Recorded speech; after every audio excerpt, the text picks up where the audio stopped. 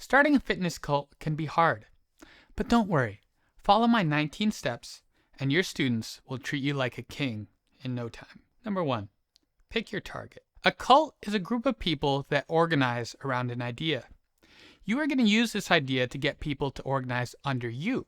So it needs to be a good idea if you want to target smart people, or at least something that isn't obviously completely wrong if you want to target the less sharp tools in the shed. The best way to do this is to say something that's the opposite of what everyone believes. Everyone thinks the earth is round. You say the earth is flat. Everyone thinks knees over toes is bad. You say knees over toes is the only God-given solution to knee pain, and you can make it impossible to get injured playing basketball. Everyone thinks bodybuilding and sport specialization are great. You say they are the scum of the earth, and only a true generalized movement program can support human health and well-being. Specialization, seed oils, and the lack of movement is the only reason the general population is fat, stiff, and depressed with low back pain. And you can actually find a strong correlation between someone's skill in movement and their quality as a human being. Everyone thinks teaching moves in jiu-jitsu is the best and only way to learn. So you say that the moves and positions don't even exist in the first place. Furthermore, coaches teaching with traditional instruction are not only incompetent and illiterate, they don't even care about their students in the first place. People think bilateral movements and weightlifting are good and useful for developing strength and athleticism, so you say that they are dysfunctional garbage that create injury, and that humans should only use unilateral and rotational movements, particularly with your fancy cable machines. You can tell people that posture and mouth breathing is the root of all evil, and show before and after transformations with posed figures. Don't worry about posture being dynamic, any research on posture, or even if their posture changes. Just draw red squiggly lines on the before pictures, with random arrows to highlight the cause of their pain and depression. Then tell people to stand up straight, posterior pelvic tilt, and suck in their tummy for your after pictures. Draw some nice green lines on it, and your client transformation is complete. Bonus points if you draw the squiggly lines and arrows on videos. If you're truly ambitious, imagine starting your own company selling organ meats. Then you could start promoting natural, primal fitness and eating those organ meats. And for the kicker, you can use your own body as the backbone of your marketing while taking enough anabolic steroids to get you banned from most bodybuilding federations. The sky is the limit when it comes to creating your own fitness cult. Don't be constrained by the laws of science. If you're good, you can convince people of anything. So get creative. Number 2, don't feel it now, you'll feel it later. It's a lot easier to start a cult when you tell people that there are negative outcomes that come from doing whatever you're saying is wrong.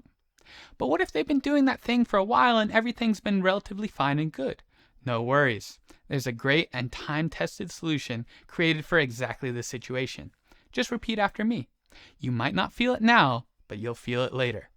The Homer Simpsons will pay the price of their naivete, so you must save them. Remember, like the Christians, if you don't believe in my God, you'll burn down under. Then just extrapolate to your fitness cause. But don't be Christian because people can only have one God, which is you. Number 3, think and speak in black and white. Shades of gray are for cowards afraid to voice their own opinion. You aren't a sheep, you're a lion, and you speak with meaning and passion. Wipe the words good, decent, and okay from your memory. You will never say them again. There are only 3 skill levels: horseshit, world class, and unparalleled godhood. Only one of these is satisfactory. Number 4, remember the pyramids. The world is a big pyramid, and you are on top. Your favorite students are just below you. They will become the foundation of your power structure by asserting their dominance over the students below them, both implicitly and, when needed, explicitly. They must be able to do something very well to give your regular students unrealistic goals to work for, so they'll have to train extremely hard. Your regular students are just below them.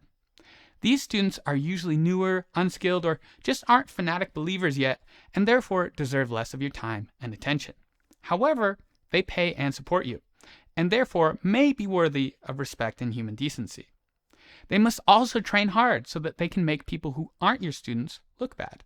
While it may seem that you would want to transform regular people into athletic specimens to create fanatic followers, that will take an enormous amount of work for many years that few of your students will make it through. Instead, the actual trick is to recruit skilled athletes and make them even more skilled in your chosen area. Below the students are supporters. They believe in your teachings and are therefore also good people. Anyone who supports your dominance hierarchy power structure and belief system is good. Anyone who doesn't is bad, though it's no fault of their own. Microplastics, capitalism, and big pharma are to blame for the many sins of your non-believers. If you have a bit of a belligerent personality, you'll want to attack anyone who proposes other ideas, or starts talking about biased shams like research and randomized controlled trials. Even if they actually have a good idea, you can always argue now and then quietly integrate their idea later as if it was your own. While it may seem like more brains are better than one, admitting that someone else had a better idea than you is dangerous and should be avoided at all costs. Number 5.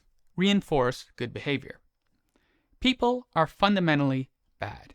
Treat them with kindness only in accordance with their adherence to your belief system and how much they've supported your dominance hierarchy power structure. As the god of your community, this will encourage members to work harder for your approval and kindness. Number 6. Always be confident. They say, fake it till you make it, but you don't have to fake it because you're always right about everything. You can sometimes tell people when you are wrong to show how humble and open-minded you are, but it can never be in response to someone else. You must take the initiative to say it, and later replace it with your next claim, which you will make with even greater confidence. Number 7. Never show weakness. Remember, you are not a human being. You are a god, trapped in a mortal body with mortal insufficiencies, like the need for food and water, and other interests outside of your fanatic beliefs. Hide evidence of this wherever possible. Number 8. Be charismatic. You're going to be the centerpiece of your cult, so you should ideally be a popular kid from a young age. If not, just do a few years of sales training so you can practice convincing people to give you their money. Number 9. Disregard other opinions. Opinions are like assholes. Everyone has one. Fortunately, they have no bearing on you and the objective reality that only you can perceive. It should be a silent rule of your cult that members cannot share their opinions about anything of value. Members can of course copy your material and perspectives, as these are the correct teaching methods and opinions to have, if you decide to allow it. In that case, your approved core cult members really shouldn't teach anything other than your material.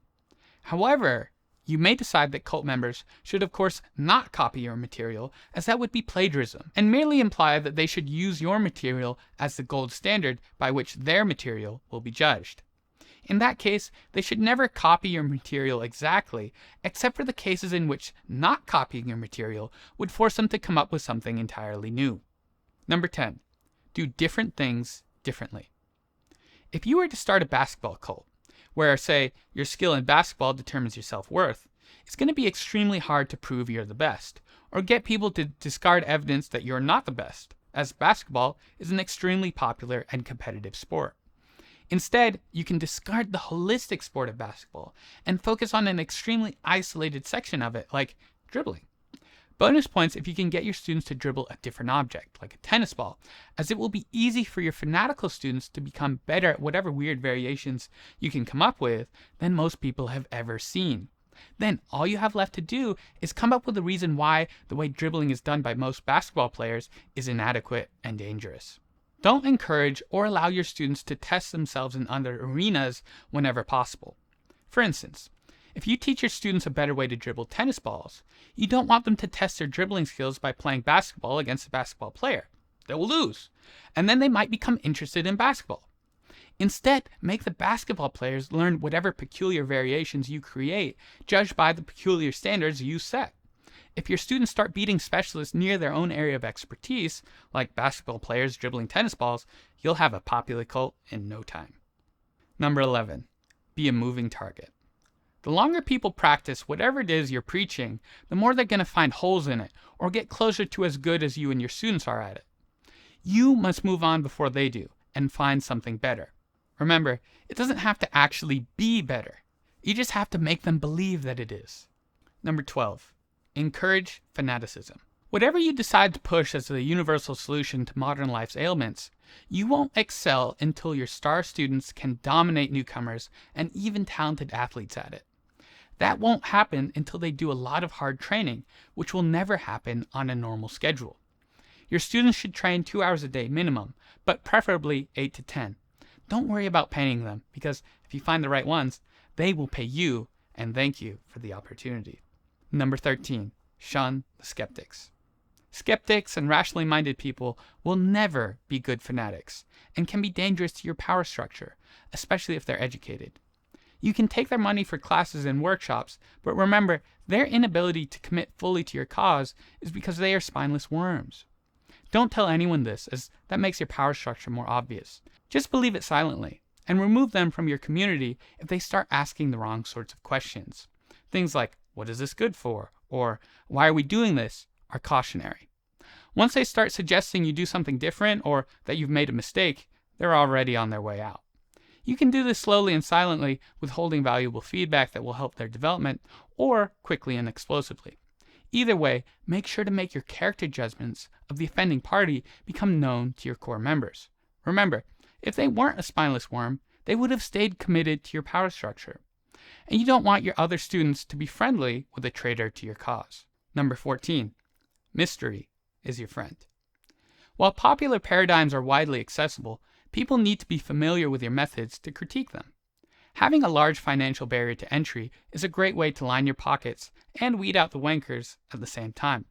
Further, it will also prevent anyone from making an informed critique of your methods for years. You have to play a bit of a cat and mouse game here. People need to understand your methods enough to be interested in them, but not enough to start a rival cult later. Number 15. They owe you. While financial barriers to participation are a great method for creating fanatics, the real power move is to let some of your favorite students and favorable media train for free. The best lies start with a grain of truth, and to play this move properly, you'll need your students to demolish recreational trained people in your chosen area. That will place them low in your dominance hierarchy, and this will be a great way to create fanatical students that will start comment wars on your behalf. Further, any media will say better things about you since they owe you so much for your amazing and free training. Those positive public reviews will allow you to start funneling the general public straight into your cult in ever-increasing numbers. Number 16. Quality. The McFlurry-drinking Homer Simpsons of the general population could never recognize the inherent quality of your methods. They exemplify all that is evil and wrong with the world, and therefore your students must never do anything like they would. One great solution to this problem is to insist that how you do something is far more important than what you actually do. This method allows you to easily justify how other people can perform some tasks with better outward success than your students, even without access to your knowledge and methods. They may be doing it, but they're doing it wrong, and that will create some sort of dangerous consequence for them. What you actually insist is the marker of quality isn't too important, but you want it to be apparent that your students are doing something differently. Number 17. Make losers money. MLM. To make your full ascension as cult leader, you'll need your closest peons to start making money teaching your perfect methodologies. This will give them more money to pay you with and further fanaticize and empower them to spread your gospel. Generally, this could take one of two routes. First, you could start teaching certifications. This is a great way to incentivize members of the general public to join your cult under the guise of professional development. And you can always create more levels of certifications with absurd standards, prizes, and hoops for your fanatics to jump through to become certified as high-level cult members. The more absurd the standards, the more outsiders will respect your certified cardinal cult members, and the more your cardinal cult members will truly believe they are doing something legitimate. I call this the acupuncture school model. However, the certification and franchise method is risky, as it means you'll have to give other people a publicly visible seal of your partial approval. That would look bad if they ever turn against you or see the light of reason. If you decide that risk is too dangerous, you want to opt for the second option, which is to never give out any form of certifications or approval to teach your methods. Instead, your closest students will have to slowly earn your approval over years of hard training and not questioning you. Once they reach a level you feel will publicly improve your image, you can sort of give them implicit approval to teach and publicly identify themselves as one of your students. This method is much slower and will have limited options for scaling, but is great for narcissists and control freaks, which, if we're honest, is probably exactly why you got into this business in the first place. You can still teach workshops and seminars, but you just won't give out any form of formal approval at them. This will prevent people from thinking they might be as smart as you are or could teach like you can. Number 18. Herd the sheep. The general population doesn't like to think for themselves, especially when it comes to working out. You can take this burden away from them by making every statement loudly and confidently, so they never have to think you don't know what you're talking about. Don't worry, they won't do any of their own research into your claims, but if they ever do, just get very angry and say they don't know what they're talking about. Number 19. Name drop. Every good fitness cult leader can name drop some top pro athletes they've worked with. You can even make some of them up if you want. After all, you've carefully culled all the skeptics from your herd. Most people's eyes glaze over when they hear about science and evidence and theories, which are all BS anyway. For instance, if I told you that ecological dynamics is a revolutionary framework for teaching movement based on direct perception and self-organization, your cousins at the bar couldn't be bothered. But if I told you that Tom Brady, Conor McGregor, and Tiger Woods have all started supplementing polypeptides and dihydrogen monoxide to get an unfair edge over their competitors, everyone starts thinking, what is that and where can I buy it? This is called social proof. And giving concepts names like this will make your followers feel smart when they tell their friends about it, even if you make them up on the spot. Follow these steps without fail. Make sure to subscribe and follow me on Instagram, and within 3 to 20 years, you'll have your own thriving fitness cult. With a little luck, you can use all of this to become the next Bikram Chowdhury.